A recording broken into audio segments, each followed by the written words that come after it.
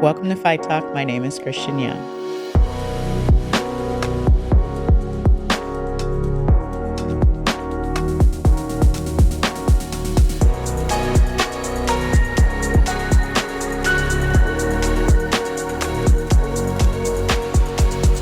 Do they see me? My name is Christian Young, and welcome to Fyght Talk. Today, we're going to talk about marketing and your marketing strategy in particular. And when you're thinking about your marketing strategy, you should enact the 5 W's and an H, but put them in a slightly different order than you may have done when you were first developing your business. The first thing that you want to consider is what it is that you're trying to market. As part of your marketing strategy, you want to make sure that you're very clear on what service or product that you're trying to sell to your customers. And as long as you're clear about that, that will be your central point of focus in what every other decision rotates around. The second thing that you want to think about is who are you selling to? So you have your product or service, but you also have to identify your customer. Identifying your customer includes understanding what mediums that they may or may not be interested in, because who your customer is informs the method by which you market. The third W is where. And so now that you know what it is that you're going to sell and who you're going to sell it to, you do need to consider all of the mediums. In today's world, it seems as though a lot of people focus strictly on things like Instagram or TikTok, but there's a plethora of other ways in which to market your business. There's also television media, there's print media, there's getting the word of mouth out through different events that may surround your type of business. All of those things can be helpful when you're thinking about where it is that you want to market your business. The next question that you want to consider is when. When you're thinking about the seasonality of your business, you definitely want to understand when you're going to have maximum impact upon the market. If you're selling Christmas trees, you may not want to take an ad out in March. You may want to think about the seasonality of what your good or service is, and if it even has the seasonality that you need to consider. If you're thinking about like a service, professional services, there may not be any seasonality, so you can think about advertising at any time, but there will be a little bit of a high season and a low season. If you're selling to other businesses, you have to think about when their budgeting process is and when they may be more willing to spend money, particularly if you're in professional services. If you have a good, like I said before, you definitely want to make sure that the time in which you will get maximum impact from your customers is the time in which you plan to hit the market. The last thing, as far as W's, is why.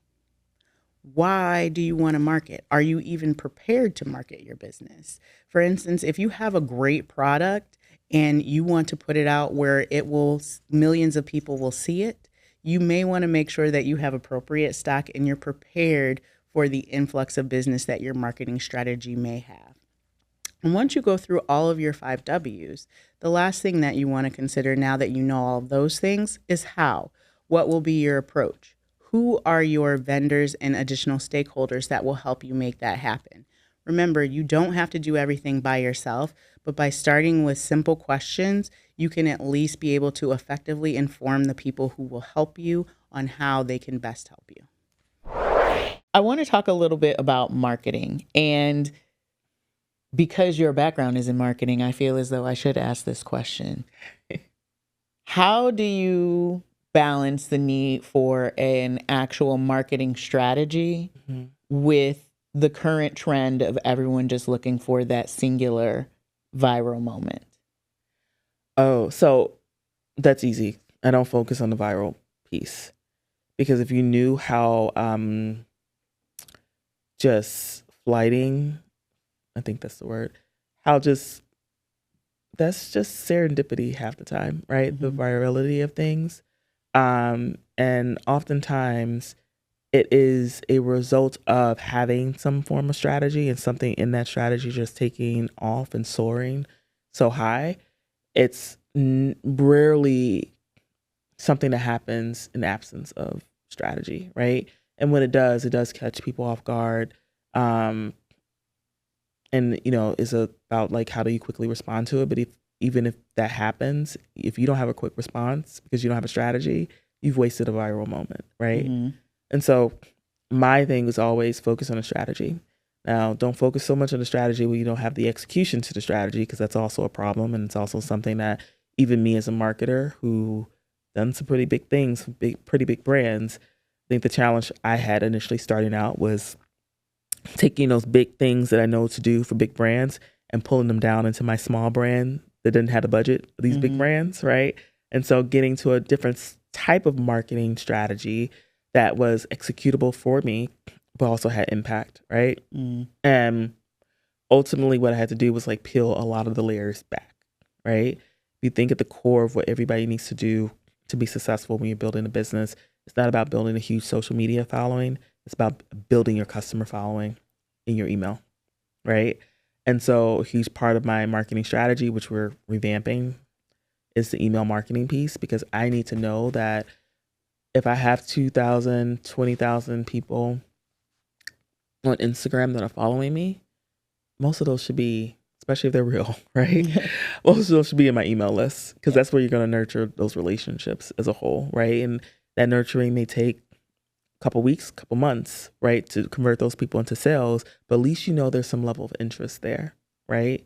And you're leveraging that to better understand how to build both campaigns and strategies to pull people in.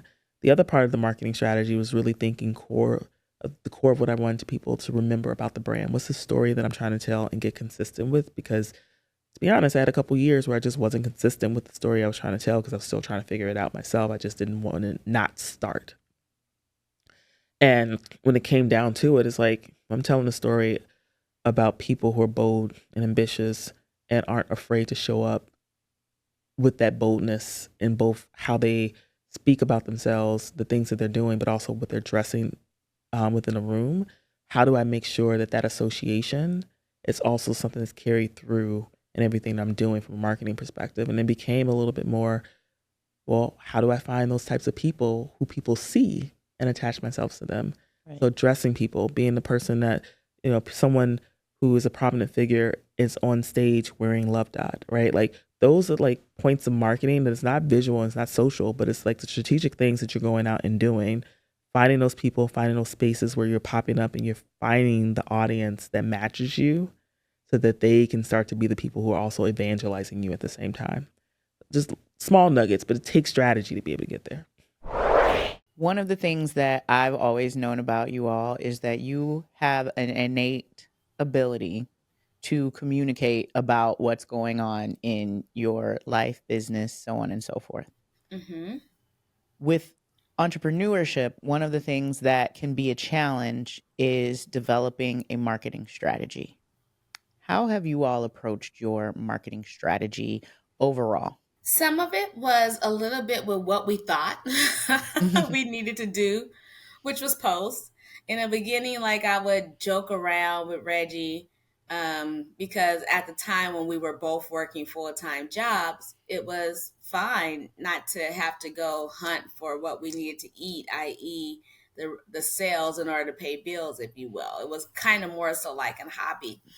And so when it was times where we weren't getting any sales, I was like, you want to get some sales? He was like, sure. I would go and post on social media.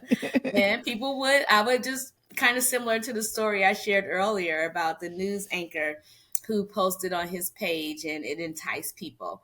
But, that wasn't really a strategy. That was just fun and games. And so really learned about the importance of having one.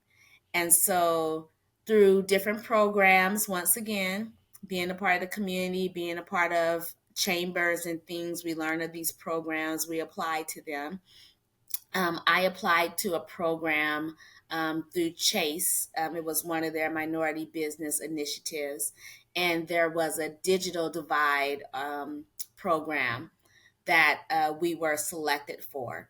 And that program was about, I don't know if it was 3 weeks or 5 weeks, but it was weeks where for several hours in the evening, we would meet as a community and they would talk with us about a marketing strategy and give us all of the different steps in regards to creating a marketing strategy. And then from that, at the conclusion of that program, they gave us a $5,000 grant to help us towards our marketing strategy. And so we use that program and those resources to help us get started. We had entered another phase of the Target program where Target helped us with our website. They also helped us create some materials for our marketing strategy. They helped us with creating newsletters. They helped us with our tagline. We already had connecting community one slice at a time, but they really took heed to our love story and our love for family and our love for community and helped us with Rooted in Love and Butter. And so then we started to accumulate the assets in order to build a strategy. And so through certain platforms, we're able to create our labeling, our newsletters. We come up with our calendar. We share our events. We learn about the importance of not just posting and tagging, but using what we own, the emails and everything that we own, and communicating out and collecting. Because at the end of the day, data is king, and data can help you make certain decisions about your business that can help to also increase sales and reduce time and everything. So it was through participating in programs that help us to develop a marketing strategy. So now we're going to shift a little bit to talking with my friend Lisa, CEO and founder of Miss P's gluten-free granola. And we're going to talk a bit about marketing today. So, marketing. Yes. A big part of business, particularly when you have products. Yes. How did you first approach your marketing strategy? Marketing for me, I think, was something that I really needed to understand. I thought if you create a product and it is delicious, everybody's going to buy it. No. No. Nobody knows you. Do they know me is the question. And so now I clearly understand that people have to know, like, and trust you to know, like, and trust your brand. And I think now they say it's up to like 7 touch points before people will purchase from you. So we're trying to touch you at every possible level on social media. I love LinkedIn. I do a lot on there. Being a part of course, EY, the Entrepreneur Access Network, which I enjoy, and so many other organizations help build that marketing, that media, that networking, so people can begin to know a little bit about you.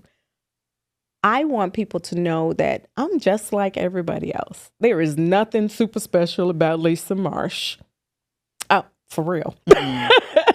But Lisa Marsh created these products because I needed them. Right. I needed good, healthy, clean snacks. And I created them for me. And now I really want to share them with the world for people who are looking to eat healthier, looking to move more, and looking to just get better every day. I think we are all in pursuit of just being a better person every day. And that's what our products are geared for. So I just had a recent conversation around pivots. And sometimes your marketing will lead you to a pivot. Yes. And I recall that you started out with bars. Yes, we did. We started off with our cookie bars, which we still love now. But after diving into granola and seeing the benefits of eating cleaner, eating healthier with your organic ingredients, I think for me, it really fit into our family dynamics, changing those, because I would say what we had before is generational curses. My mom, who the business is named in honor of, my Miss P, she passed away. She was 60 years old. 60. I got 2 years. I'll be 60 in 2 years. And you'll still be here. Yes. Post 60. I will still be here because I am building something that I want to see my grandchildren's children. I want to be around to do that. I want to still be functioning. So I'm creating products for people who want that same thing, who have that same vision, that same goal. I just want to get better.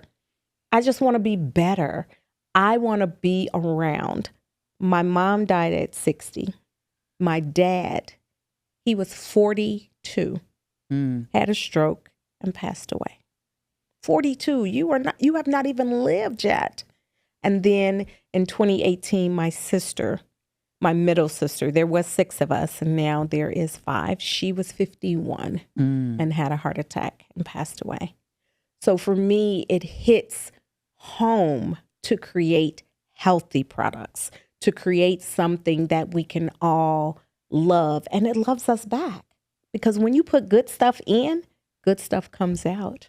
But I think the part that's really interesting about all of that is that you had your own journey, but then with the combination of what the markets were giving back to you, the people kind of spoke. Yes. And they said, this is what we want. You may have been going left, but we want you to go right. Yes, because those cookie bars are amazing, let me tell you. But not as healthy as our granola. And early on, people told me, oh, health doesn't sell.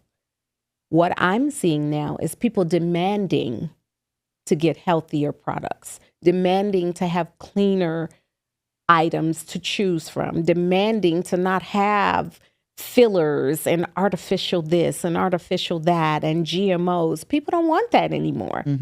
People want to continue to grow and get better. And so you're right. We had to make that pivot. We had to say, what is working?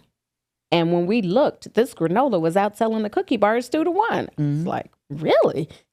Okay. And then my mentor was like, you're a granola business. I was like, I am? Okay. Okay. And what piece of advice would you give to a company that was starting out thinking, a products company, thinking of going in and marketing their business? Like, where would you tell them to even think about starting? It depends first on their individual goals, because everybody has to start where you are. You cannot start from where somebody else is. You have to understand that we all get one race to run, and we need to learn to stay in our lane. So we figured out our lane is granola. So we have these 3 flavors, and we have 2 in beta testing. So for others, if you like baking, do some healthy baking. But get people involved, build community, and then make sure that people want what you have to offer. Once you get that on your side, it's a go. It is a go. But you got to have that burning desire, because this journey is not for the faint of heart. 100% agreed. So marketing.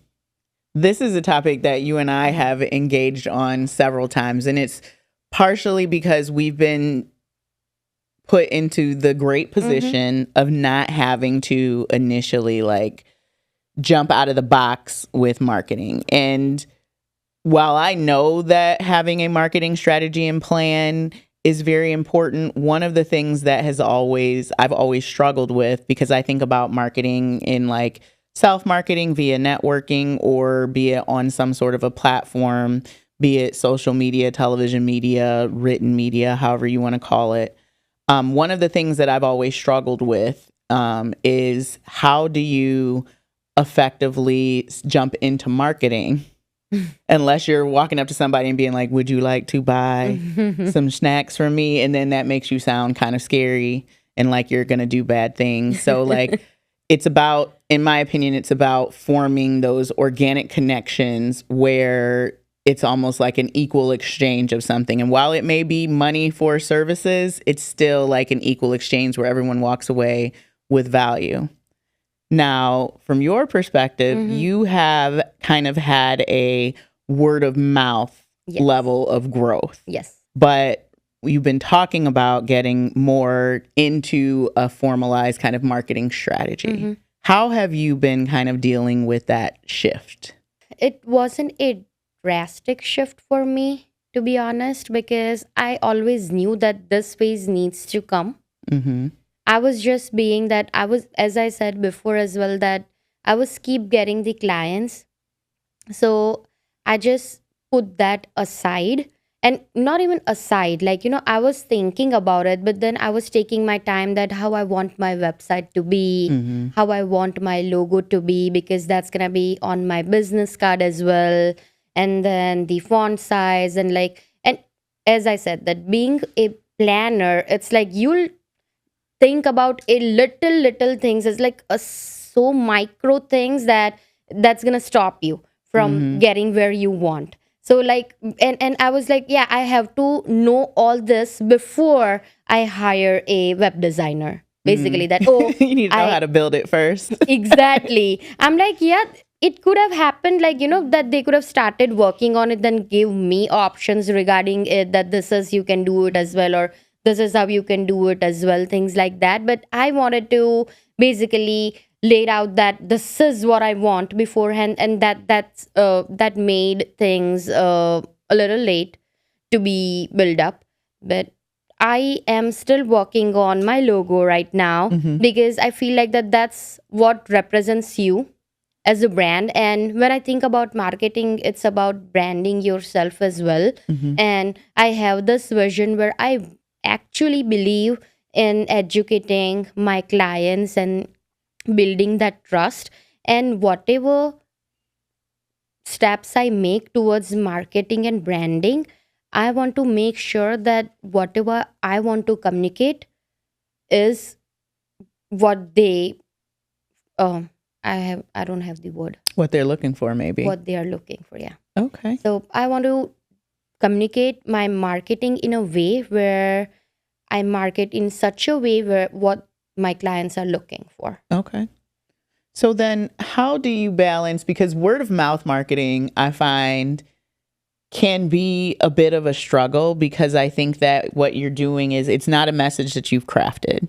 It's a message that, that you may, that is coming through a third party that definitely has some things to say about you, but it may not directly translate in the way in which you want. How do you kind of manage that? I got a new client because they heard about me, but you don't necessarily know what they heard. That's true.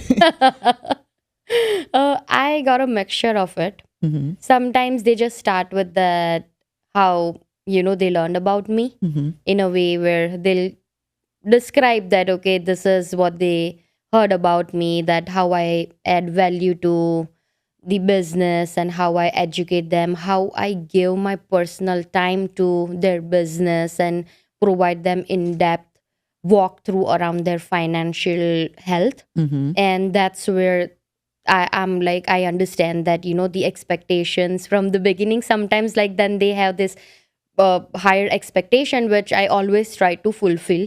Mm-hmm. And that's actually easy, even if I don't know, but then I know that this is coming from this reference. I know that I've added value, and that's why they are here with me right now.